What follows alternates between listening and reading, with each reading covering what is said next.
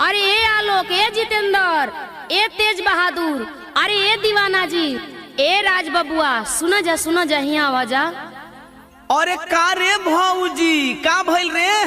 अरे हऊ बूढ़वा हो। कौन बूढ़वा रे? हऊ बूढ़वा। कौन बूढ़वा बताइबी? अरे हऊ बूढ़वा के नइखा जानत हऊ बूढ़वा। कौन बूढ़वा रे? खाली बूढ़वा बूढ़वा करबी कि नामवा बताइबी कि कौन बूढ़वा? अरे हऊ बूढ़वा तेल पियावन के नइखा जानत। अरे का भइल रे? तेल पियावन, तेल उल पिया दन का रे? अरे नाही हो। अरे तब का भइल रे?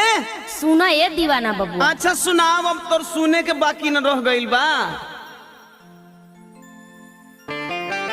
गईली नजर झरावे हो त गईली नजर झरावे, नजर नाही झरले हो सटा के अखिया मरले बूढ़ऊ। गईली नजर झरावे, नजर नाही झरले हो सटा के अखिया मरले बूढ़ऊ। गईली नजर झरावे, नजर नाही झरले हो सटा के अखिया मरले बूढ़ऊ।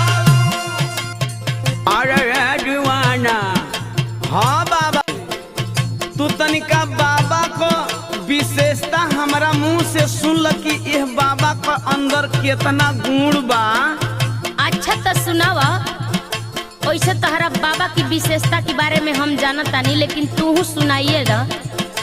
अच्छा तो ये भौजी, अब तू हमारा बाबा को विशेषता सुना कि हमार बाबा में कौन कौन गुण भरल बा।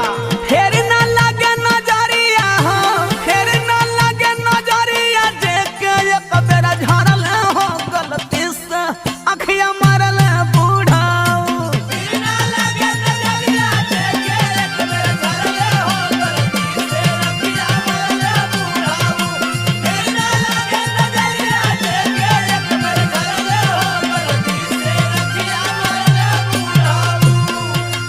अरे काय फलाना बो, हम कहाँ आँख मन के हो, तू झूठो का लठना लगा। चोरी भी है, ऊपर से सीना जोरी भी। कैसे भौजी? चश्मा नीचे एक टकता के अखिया फाड़